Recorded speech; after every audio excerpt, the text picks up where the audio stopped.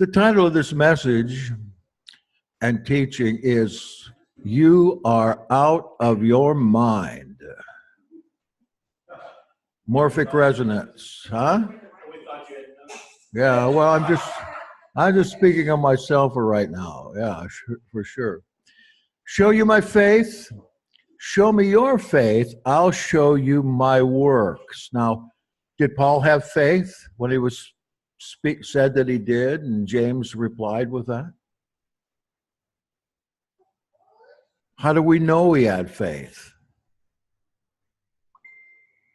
You can't see faith, but that doesn't mean it doesn't exist. You can only see the effects of faith in the works. Now, let me ask you a few questions. This is going to be a rather lengthy teaching, but I think that you will appreciate it. Are you reborn of spirit?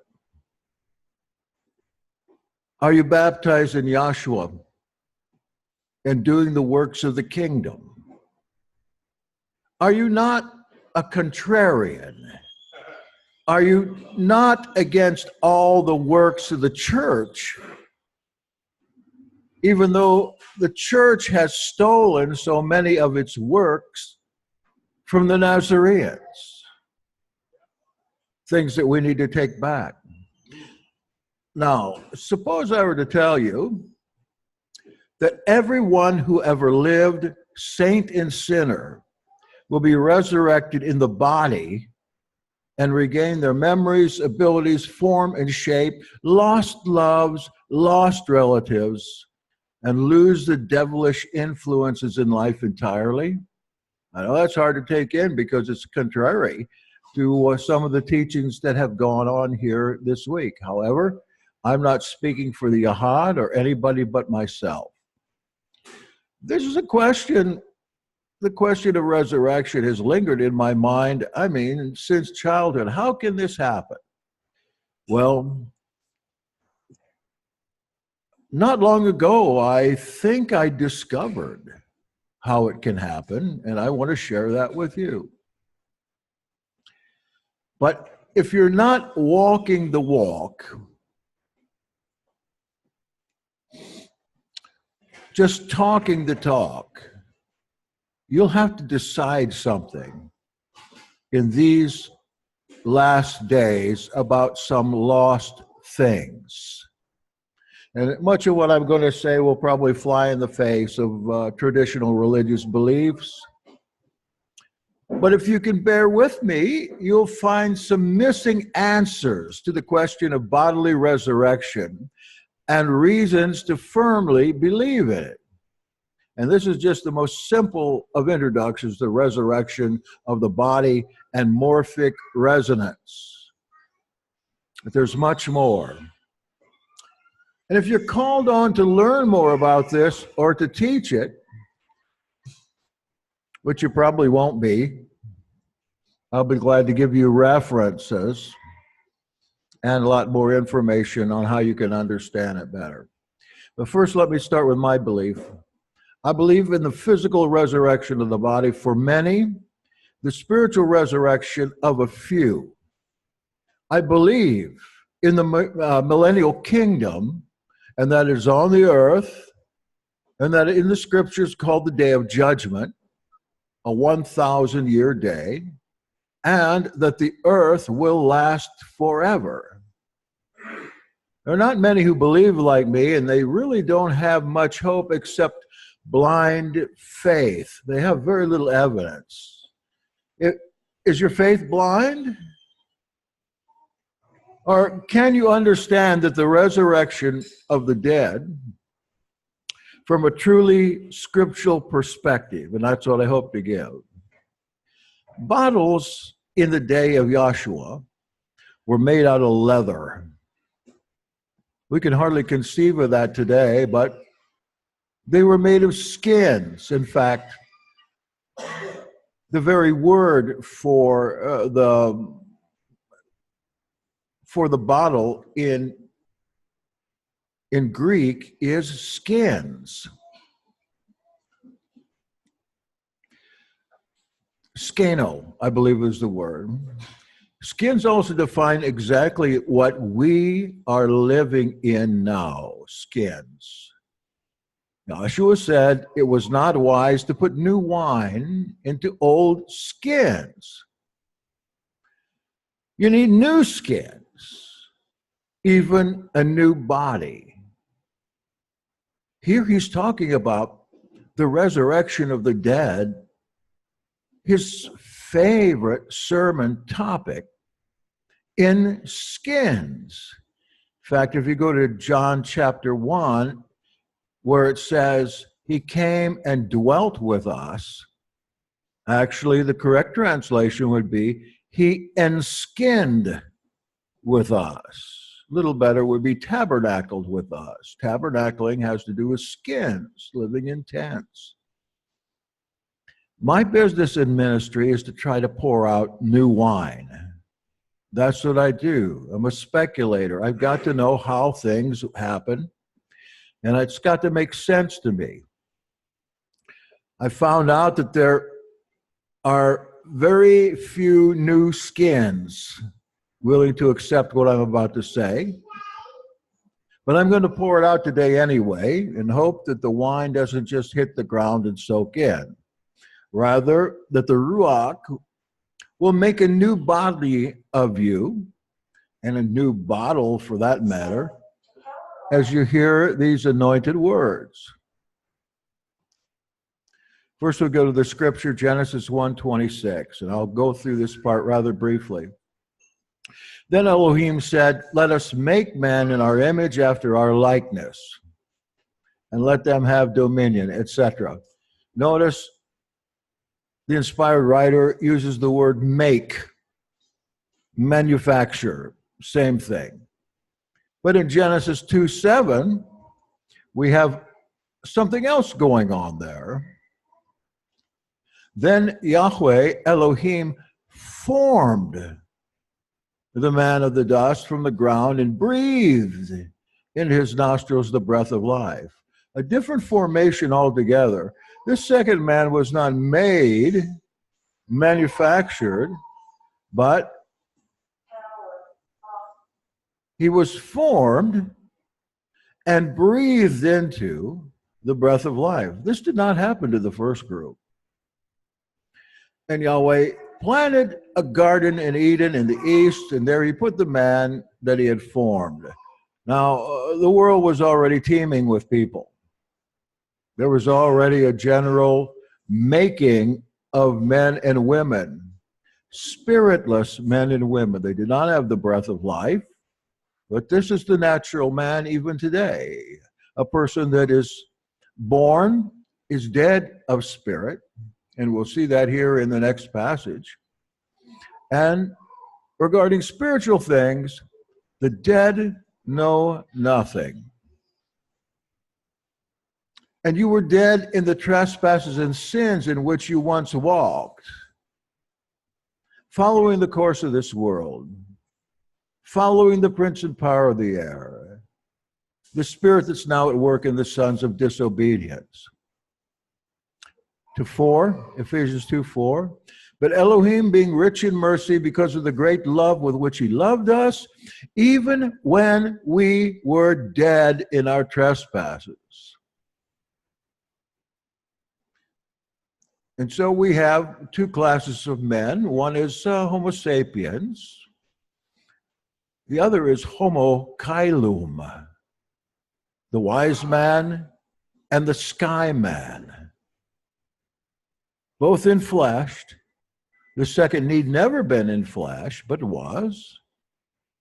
And they're dwelling together, even yet today. Next part, John 5:19. I go to this passage all the time when I'm trying to discuss what happens when you die. Joshua says, we'll go to 5:22. For the Father judges no one, but has given all judgment to the Son, that all may honor the Son, just as they honor the Father. Whoever does not honor the Son does not honor the Father who sent him. Truly, Amen, amen, I say to you, whoever hears my word and believes him who sent me has eternal life. He does not come into judgment, but has passed from death to life. How can that be? Here the master is proclaiming that some will never die.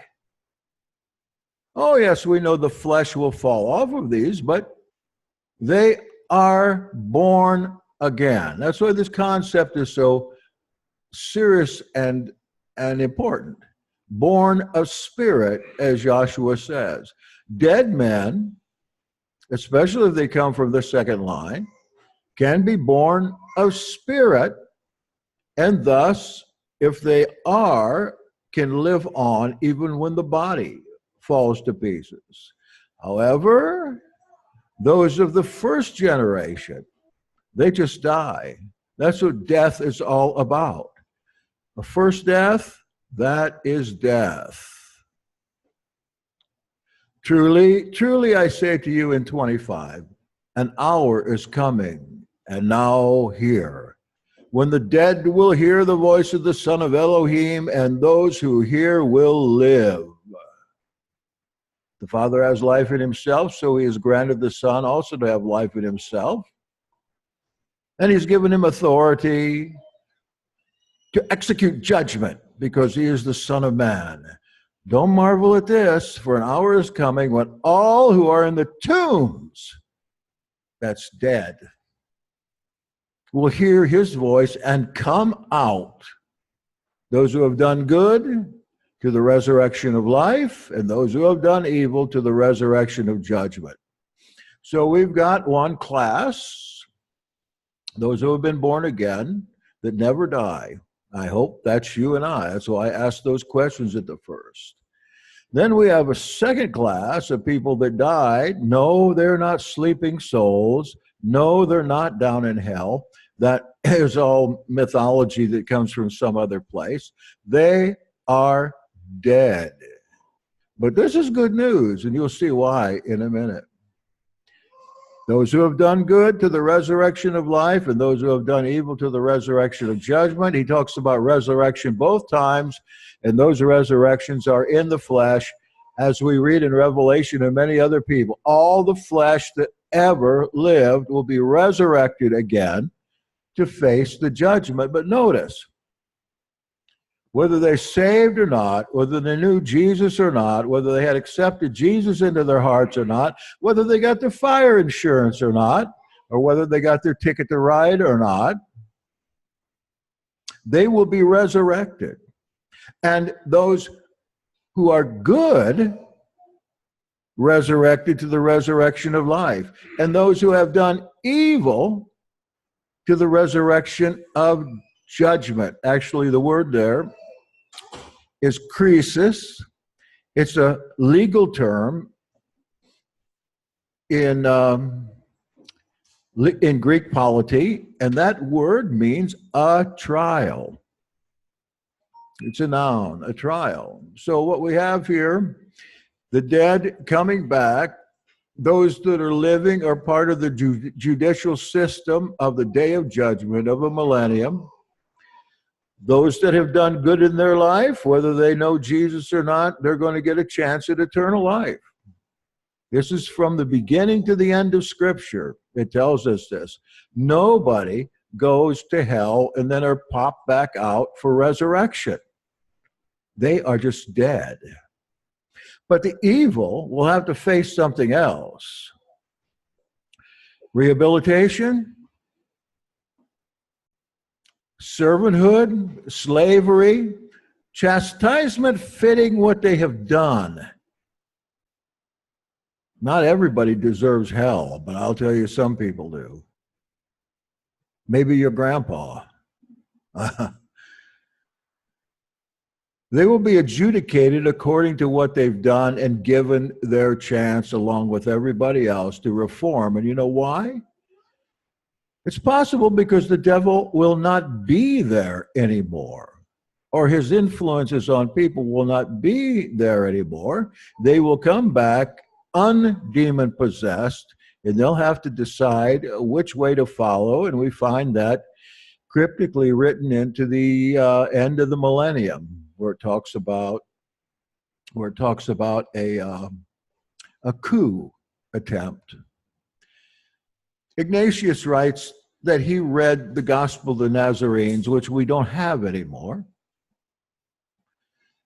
And he writes, I know and believe that even after his resurrection, he was in the flesh.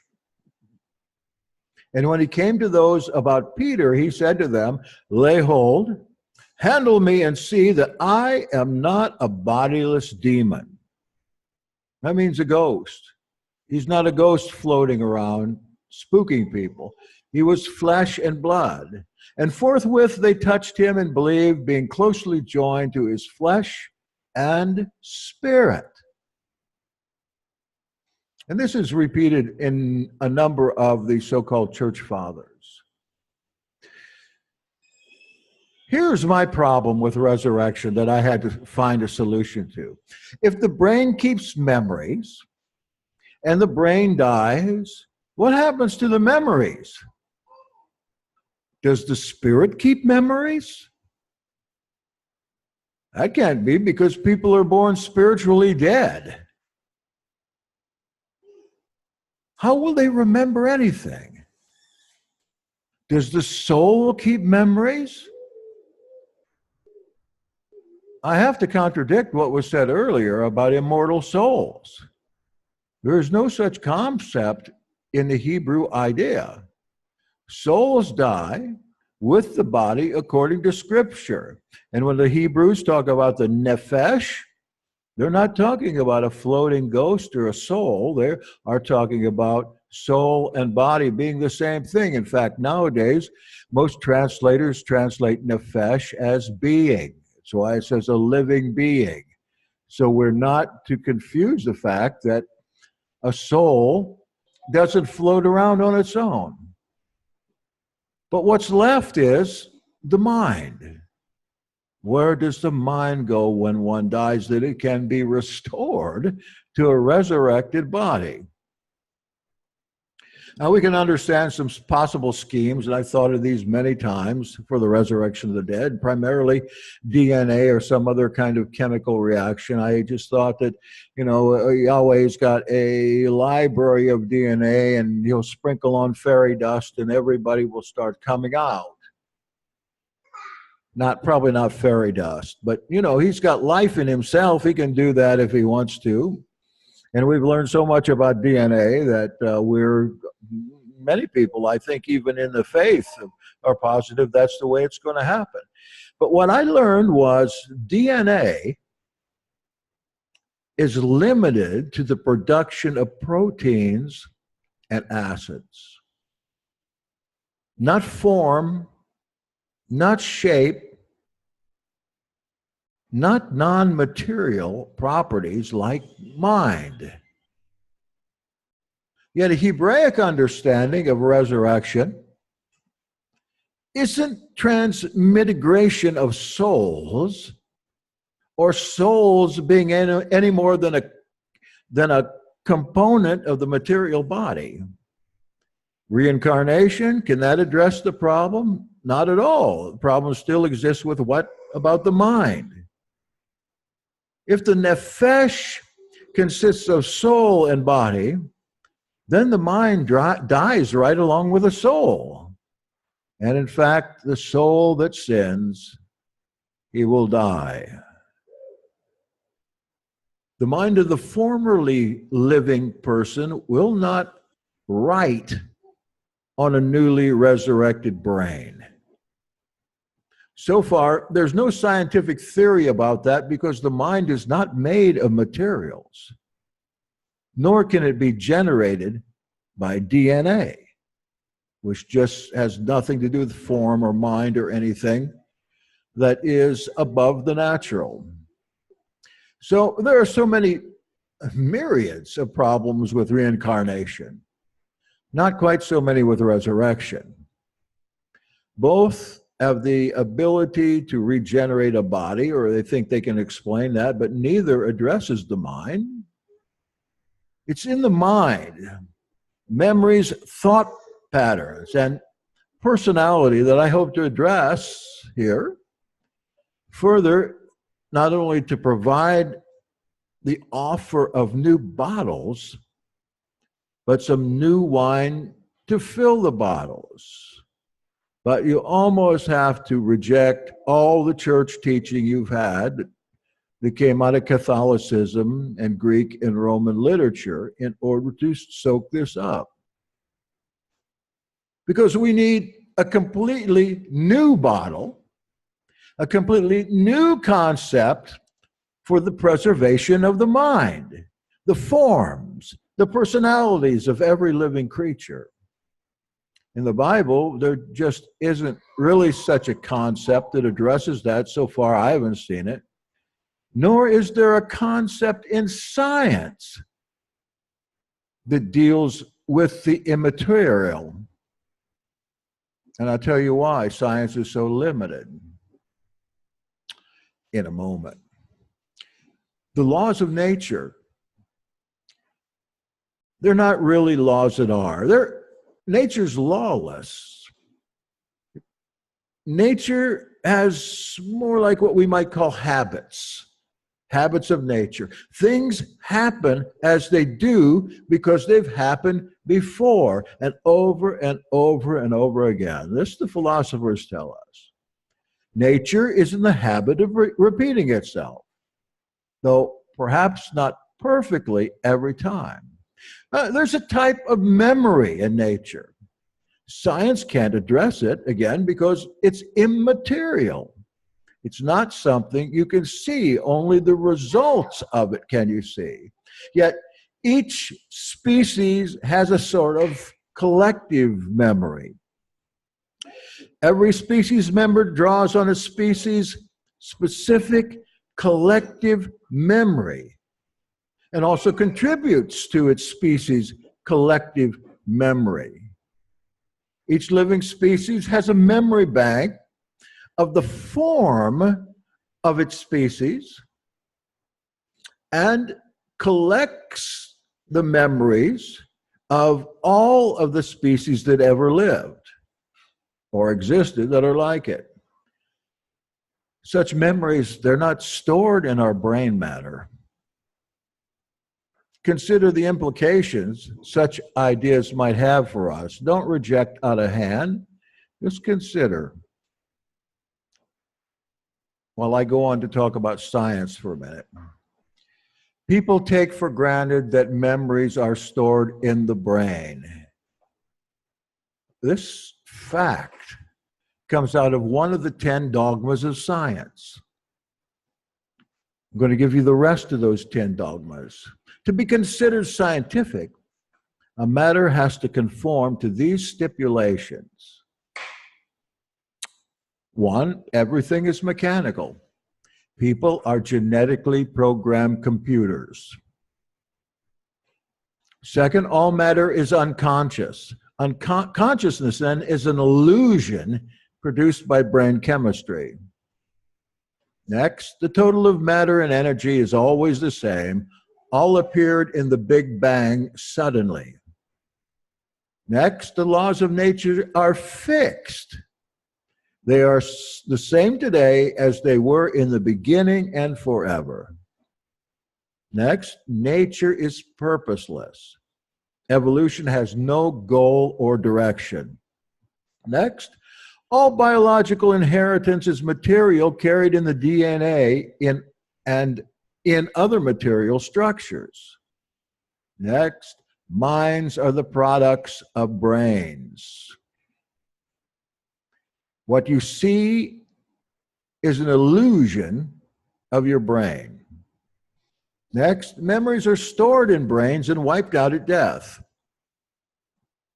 Next, unexplained phenomenon are illusions. And finally, mechanistic medicine is the only kind that really works. Now, you can have a scientific answer for something if you can stay within those 10 laws of science. Do you think you could? Is any faith matter scientific? No, it's not, because faith is immaterial. Mind is immaterial. Together, all these beliefs make up what's called materialism. Everything is physical, even mind. So, according to science, mind simply can't exist except as illusions of the brain caused by electrochemical stimulation. Our conception of an answer to where is the mind can't be scientific. They can't find it. That's why we've come up with adjectives like pseudoscientific, metaphysical, paranormal, and parapsychological. They're not scientific. And we think because they're not, they have no value. They're not valid. But memories depend upon resonance. You probably talked about frequency lately. Memories depend upon resonance with our own past and the past and present of our species. In physics, resonance is a phenomenon in which a vibrating system of external forces drives another system to oscillate with greater amplitude at specific frequencies. Simply, you take a tuning fork, bang it against this table, and that tuning fork is going to resound for you or resonate at A440, a particular tone that's never going to change. Bang it, you've caused a resonance in that material, and you perceive it in your mind, and you perceive it the same way every time. The brain is a receiver of resonance. Listen, it's not a recorder of it. It's like your car radio.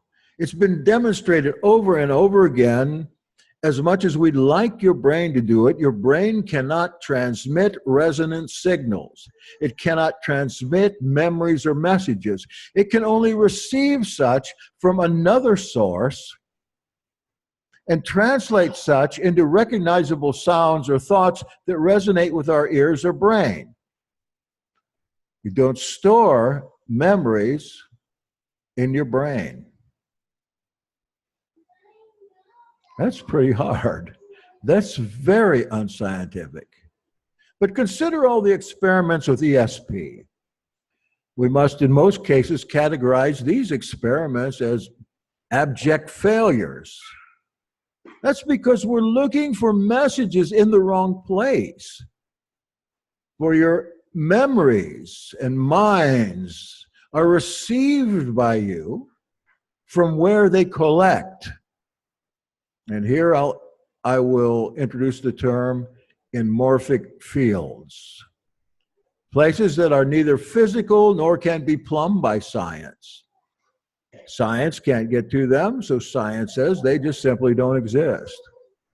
Many memories and many non-scientific systems work through a process called morphic resonance. Morph means shape or form. It's the influence of like upon like across space and time. Morphic fields are like storage bins made up of space-time.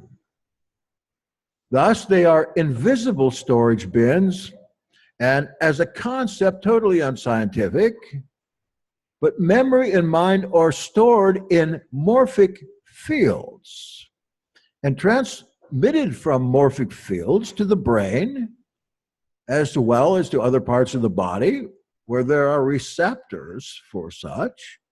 I understand we've got brain cells even in our intestines. For there are as many morphic fields as there are body parts and physical mechanisms. Morphic fields assemble in space-time as self-organizing systems. in nested arrays. If you've ever done any computer programming or database program, you'll know what nested arrays are. They are, say, shoeboxes. And in each shoebox, there are a bunch of little shoeboxes. Then another one with a bunch of little shoeboxes. There might be one great big box that all this stuff is in. That's primarily nested arrays. There are fields that organize energy, molecules, cells, crystals, systems, flocks of birds, herds of cattle, flora, trees, dandelions, and all in nested hierarchies of fields. Imagine now an array perhaps of a million fields containing the resonating values that make up your personal body. Imagine trillions that make up the fields of your species, inside of which your fields are also housed.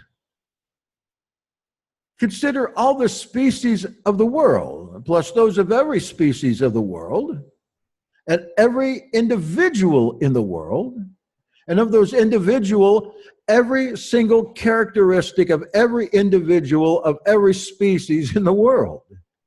You would think that the universe would run out of space, but you know the universe cannot run out of space because morphic fields consist of space-time itself. They are made of space-time, and their contents are stored in space-time, which is not only invisible to the scientist, but is infinite, as Elohim is infinite.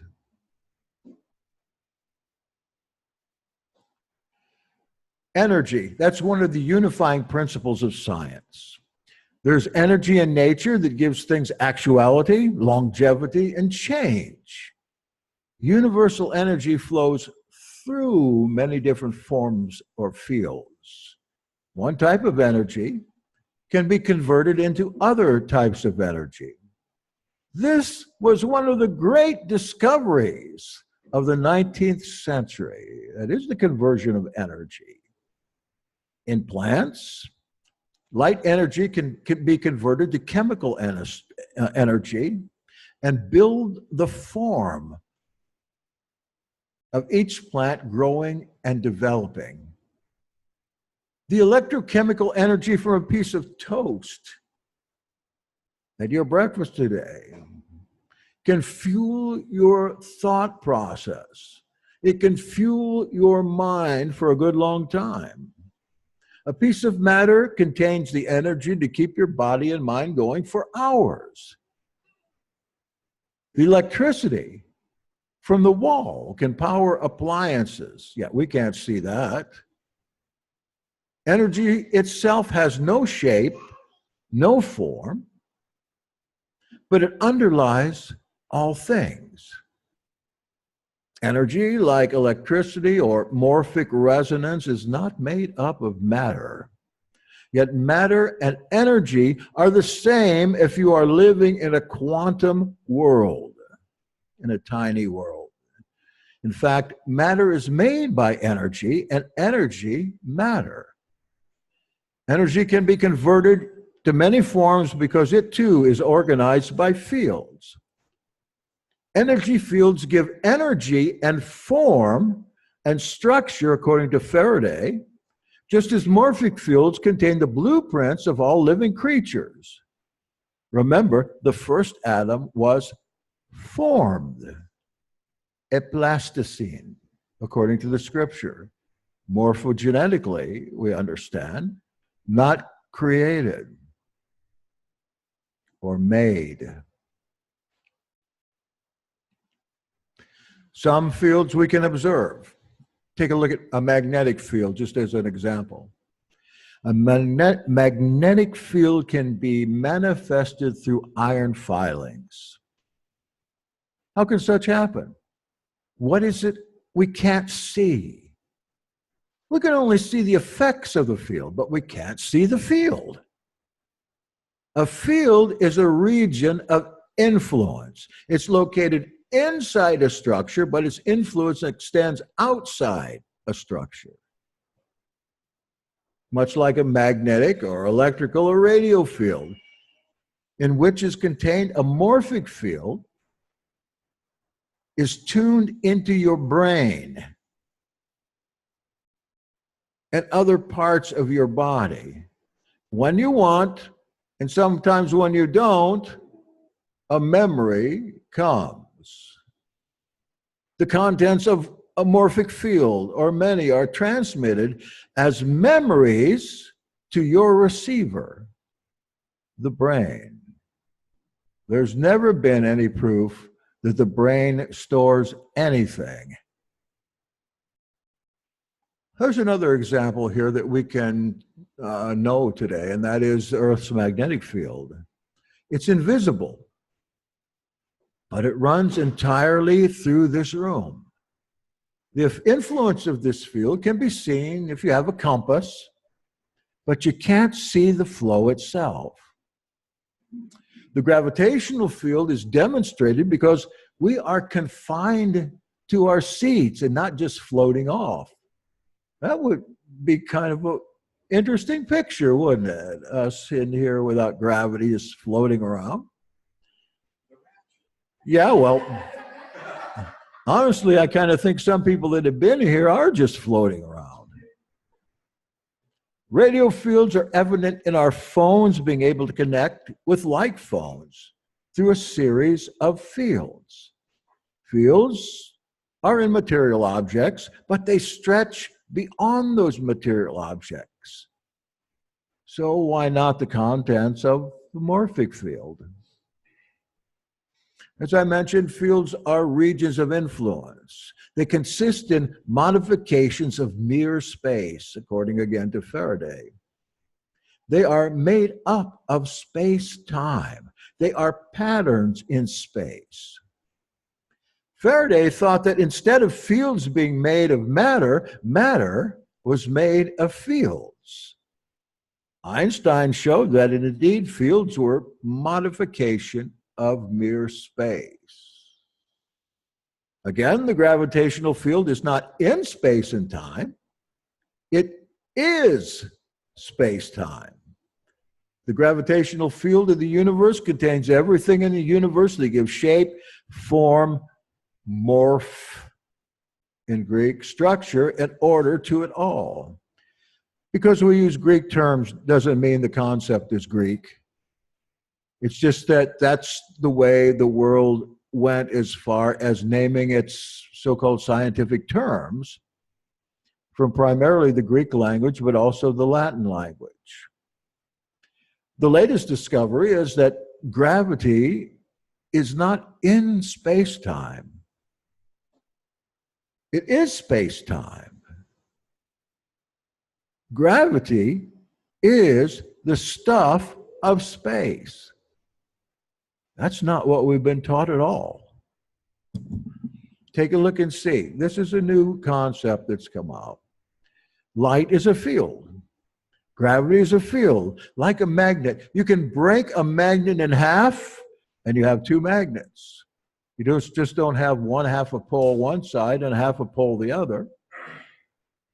You can cut a planaria in half, as you probably did in 8th grade science class.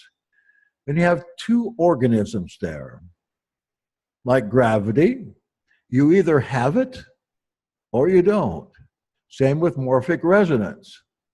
Unlike gravity, electricity, not unlike gravity, electricity, or magnetism. Am I boring you? All right. I'm getting down a little bit here. It's still mysterious as to what exactly these fields are, where they emanate from, where they reside. But they will eventually be discovered by some scientist who will be laughed out of his career in the end. In fact, they have been. The dogma of science hinders us from finding out because, free of the dogma, what is being explored is no longer considered scientific. Don't think that because scientists can't find something that it doesn't exist. They are not looking to such things. And those scientists working outside this dogma aren't considered scientists anymore. They're mocked and railed at while their theories remain unproved, and in the field of science, not even considered. If you can't see it, it's not there, or it's an illusion of the mind. So the concept of morphic fields was proposed in the 20s. Einstein was in on this as well, and Faraday.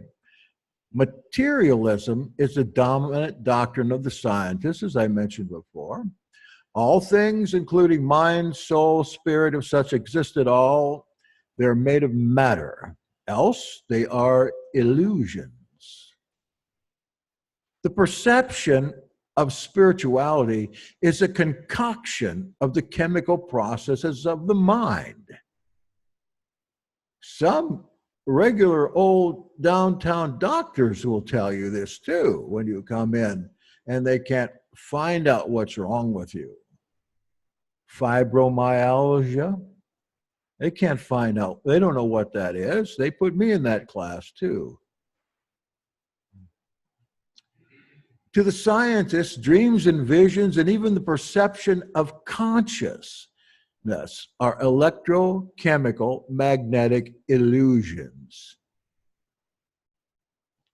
That's what hinders science from going any farther than it does, and is the end all and be all of the scientific process. Your perception of spirit or Elohim or angels, since they're not comprised of matter, at least not matter we can see, are nothing more than inventions of the processes of the brain. This is the worldview of science, yet it's scientifically wrong. Matter was always thought to be made up of atoms, solid, material. But in the quantum, we find that atoms are almost entirely made up of space, empty space. But through the concept of morphic fields in quantum reality, scientific method is being tested, because in actuality, nothing is made up of matter at all. As one scientist said in cajoling his own trade, material has transcended itself, or materialism has transcended itself. In the 20s, morphogenesis, morpho fields, genesis, coming to be, was considered to be the means by which form came into being. As I mentioned before, we have no mechanism in DNA that produces form. It is what we end up looking like and thinking like. Genesis, the coming to be book, says that the atom was formed by the deity out of dust, a material substance that we know now can hardly even be considered as material, for in the quantum, at its most basic origin, matter doesn't exist as solid material. Fields hold what tiny particles of matter there are together in an atom form, atomic form. Fields hold everything together. Fields hold this table together. And even scientists will tell you that. Morphogenetic fields are what underlie the coming into being or the genesis of form, morph. No other mechanisms of nature are capable of producing form in any living creature. The egg, it has very little structure. The sperm, the seed, has very little structure. Morphogenetics, the genetics of shape, gives us such a mechanism. The DNA does not. But naively, people think that form comes naturally through DNA, that the shapes of living beings are automatically coded in the DNA. But this is not the case. Genes code for the primary structures of proteins and some acids, but not for form. DNA is not a blueprint for the whole system or organism. Organism. I almost said a bad word there. An arm and a leg, they contain exactly the same proteins, but their shapes are entirely different. A human and animal are both flesh and blood and very similar, made of the same stuff, but their shapes are different.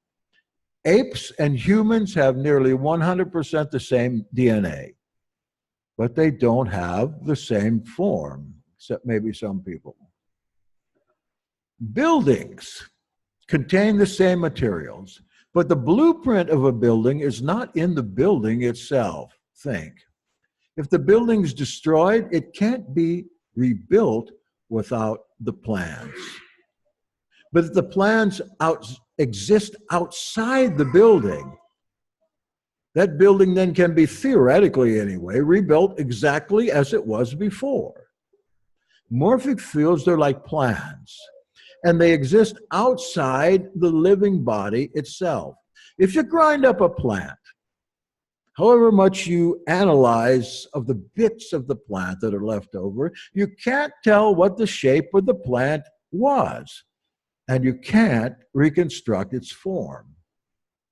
Scientists grind up plants and animals for study all the time. Thus, they destroy the form of the creature, and whatever in that creature receives the content of the morphic fields, and thus makes it appear as it does. If it were possible to reconstruct the individual exactly as it was from the now crushed up, destroyed being, listen, then it would be able once again to receive its personal life back, its mind, its personality, through its morphic receptors, the brain or whatever. If the resurrected body was exactly like the one that the morphic fields had affected before it died, the morphic fields would again attract and resonate with that mind, or I should say that brain.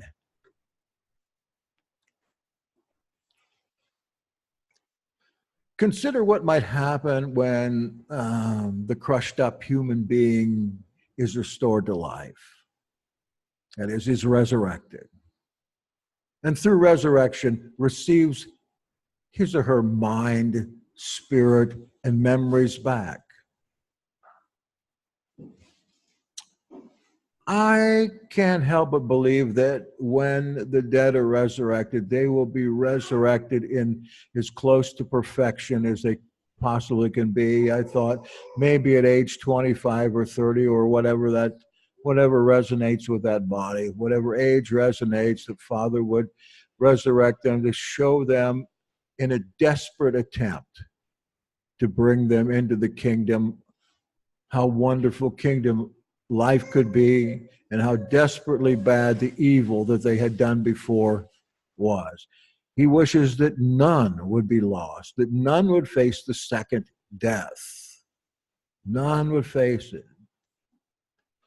In order for the memories to come back, we must have DNA and morphic resonance.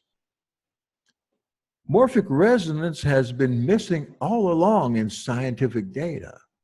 And because it can't be seen, though the effects can certainly be deserved, I don't think you're out of your mind. Science and scientists dare not touch it. I got just enough time left. Morphogenetic fields are like the forms or shapes of organism. They're not made of matter, but they're made of space-time. I'm kind of reviewing now.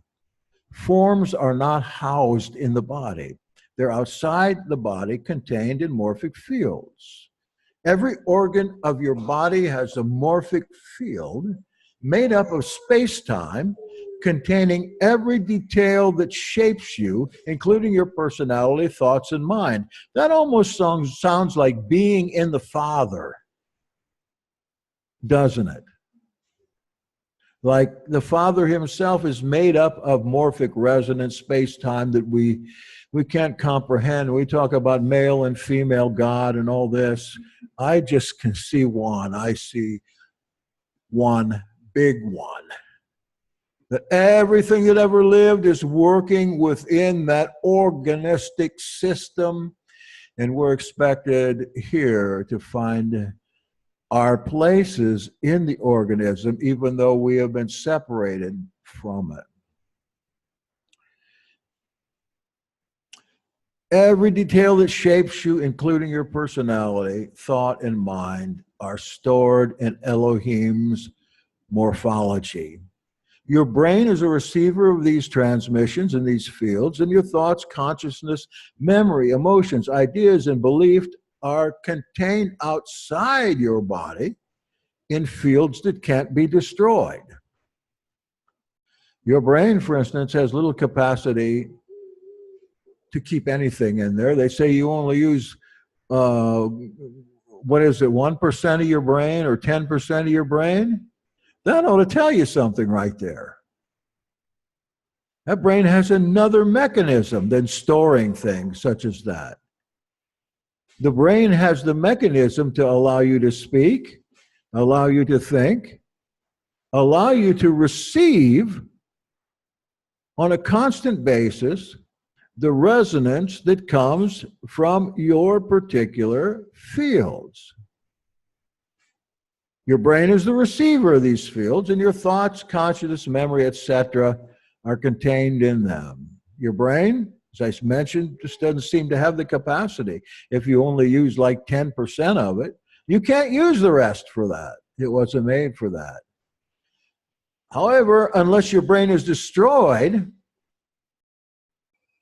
you will always retain these things. And if you believe in the bodily resurrection of the dead, as I do, at least for those that are to be judged, through the reissuing of DNA, then your body will reconnect with the morphic information kept in fields and in your brain. It will be resurrected intact, and once again, connect your body with your mind, your emotions, your recognitions, your heart, soul, and all the rest that scientists say just are silly illusions. All right, sets of nested fields in nature that act in much the same way as gravity, magnetism, and life. Morphic fields were first proposed again in the 1920s. This isn't a brand new thing or something that I just made up. You can learn a lot more about this subject if you listen to Rupert Sheldrake, who is a believer, a scientist that went from atheism to belief, and the very fact that he caught on to morphic resonance was the thing that brought him around to belief. Materialism is the dogma that everything is matter. Most of us are materialists, whether we know it or not. And that everything can be explained by the scientific method. Give us your miracle, scientists say, and we'll explain the rest. Their one big miracle is the Big Bang, in which all matter in the universe exploded out of something in space that was smaller than the point of a pin. But matter is no longer the fundamental principle, and certainly isn't for us. Atoms and other quantum particles are not solid or enduring. Matter is no longer a thing. It's a process.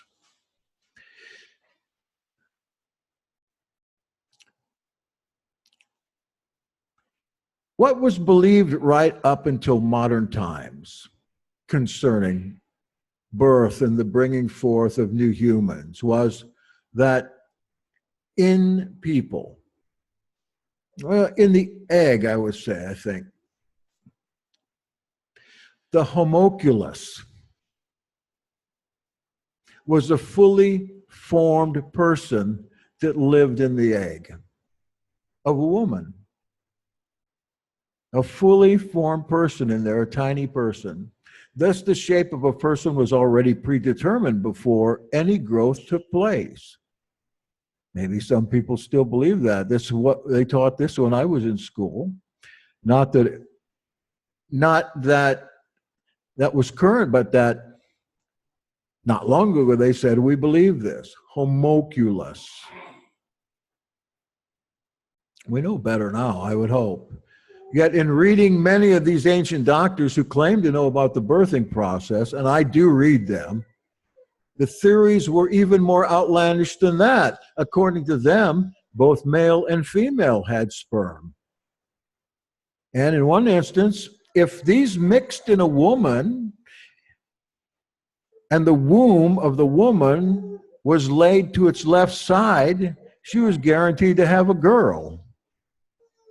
This is why the women of the ancient times never laid on their left side, but on their right.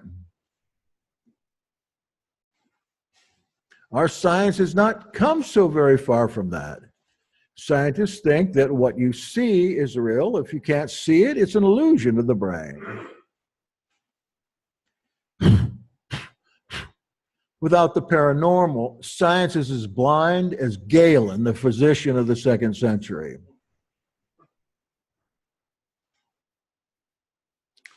People today are glutted with theories about DNA and its limitlessness, that though one's DNA and evolution, one acquires form, 5 appendages, 2 legs, 2 arms, 1 head, like the starfish, our ancestor, and its immediate ancestor, the sea cucumber, with its 5 sections. I was taught this in college. Starfish, sea cucumber. I was taught it in the university as late as 1990. The 5 appendages that evolved into man were supposedly pre-established in one's DNA as natural selection and evolutionary's choice. But now we know that DNA has nothing to do with shape. This is a new discovery. The purpose of DNA is to create proteins upon which the body can consist and grow, but proteins say nothing about the shape of a being. Arms and legs, same proteins, different shapes. I'm going to skip down a little now. I think that I've done enough repetition that it might be made a little clear what I'm trying to say.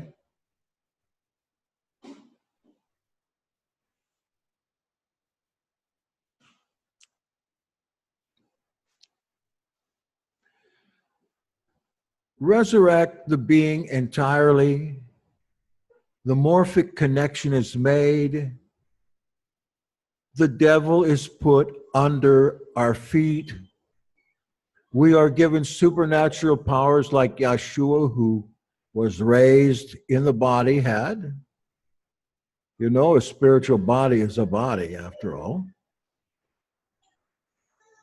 The person is identified, including memory, with that which it once was.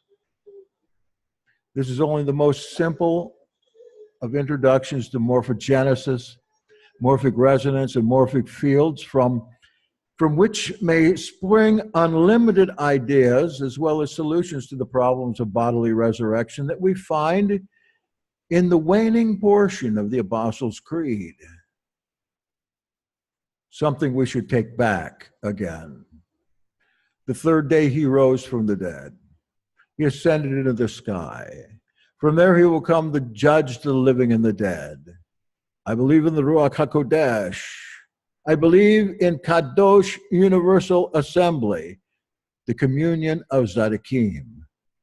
I believe in the forgiveness of sins, the resurrection of the body, and the life La'olam Va'ed. Amen. Putting it all together here, there were created 2 types of humans. Humankind in general were made. They didn't receive the breath of life. That is the spirit of man. They are spiritless beings.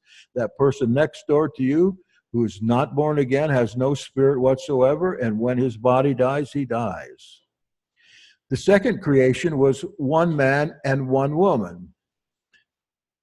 The first man, Adam, was formed, not made. He was a spiritual being as well as soul being, because they're both the same thing. I mean, soul and body is the same. He was spiritual because he was breathed, the breath of life, which is the Spirit. The Spirit he was given was the human spirit, not the Holy Spirit.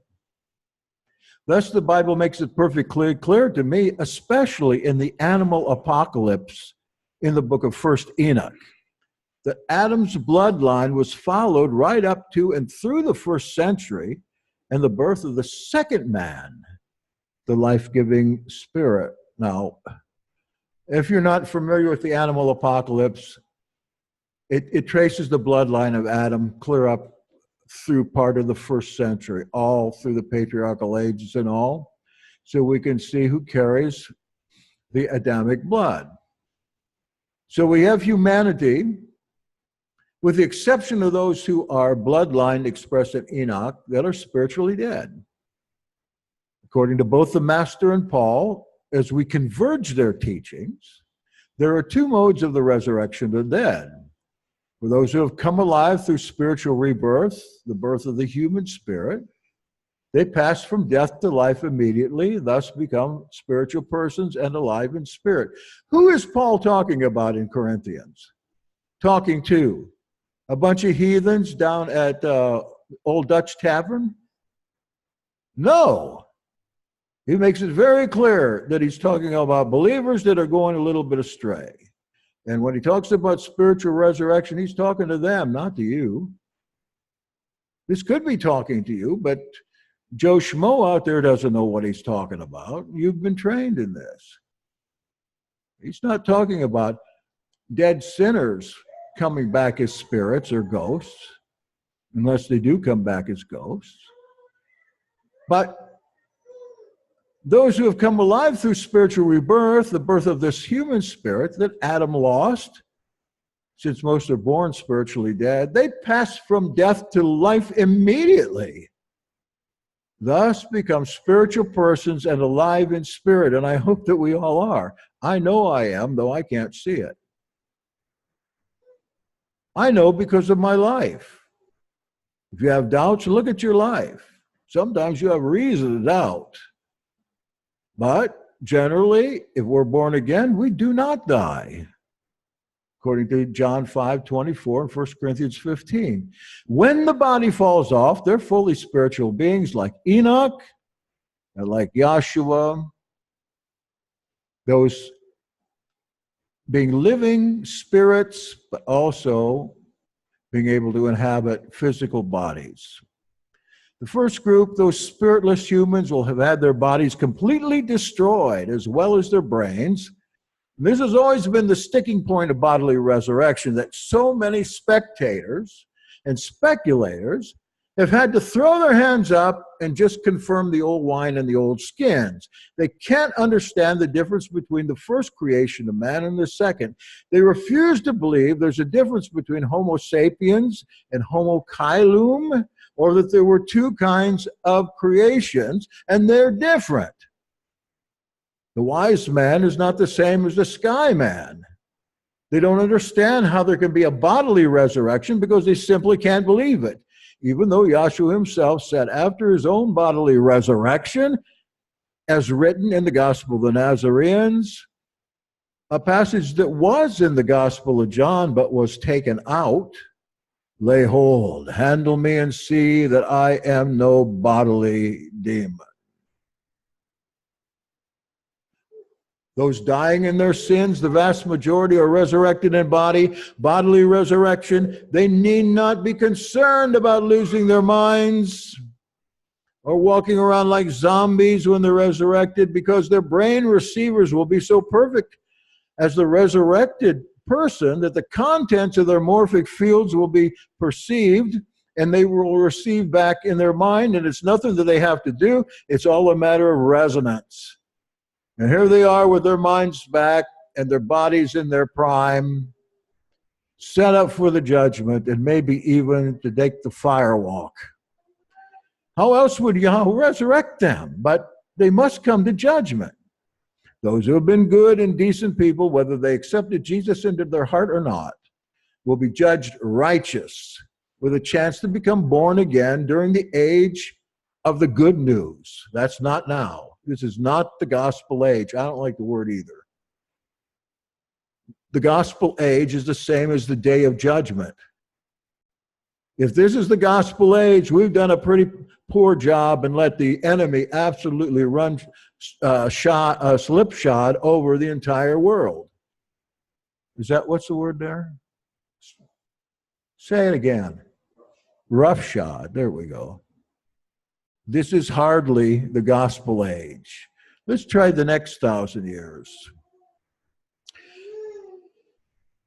These people will need to be converted by the great ministers who were previously resurrected in spirit and have readied themselves for their part in preaching the good news to a still lost world. Because at that time, there will still be billions of people living here. A world of the living, a world of the resurrected, a world of the overseeing saints who never died, a world of humans that lived before this time and still continue to live. In a millennial world, the 1,000-year day of judgment, while those who have done evil will face crisis, a trial, a Greek legal technical term, many of which will be executed by fire. But some others, depending on their circumstances, may be adjudicated worthy of life after imprisonment, slavery, rehabilitation, or some other means that might test their resolve to live in the kingdom. He would have nobody perish, and he goes as far as he can to see that that's the case. Perhaps, I want to mention something that your mother said a few times. She said concerning the resurrection that even that old tongue-tied Baptist preacher will win 1,000 people in his crusades. I believe that because the handicap will be gone. And perhaps you in the millennium will find your greatest enemy cleaning your toilet for 20 years. Amen. Thank you for your patience. That was an hour long.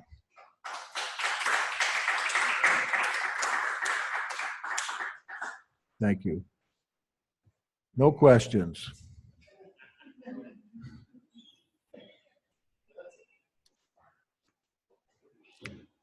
Thank you for being online. We'll be back here 7:15. Jackson. What time? 4:30. Jackson. And Frank Houts will be on. Yes, sir. I tried to get across this yesterday. No questions. Okay, write them down in an email. Norman Gray speaking. Do you hear me? Yes. Okay. DNA. No. And I speak. Send me an DNA. email. I don't answer any questions on that. This will take. No, I'm not going to answer. I don't want you to answer a question. I just want you to hear a very brief statement. A friend of mine many years ago said DNA, it is not destroyed. DNA is a computer code that is written in your body so that when you die, your DNA is in the ground. It's there. So when Jehovah calls the saints, it's all there. All you have to do is just open up the program and reform it. It's there. You're there. One thing. Your code. One problem with that. What? DNA does not contain anything to account for form, shape, memories, mind. DNA only makes proteins and a few acids. This is new information. So there's no information in your code. That code that's written there is not me. What's that? That code, my DNA code, are you saying that is not me? It's just a bunch of... It's you. It's your body and soul, but it's not your mind.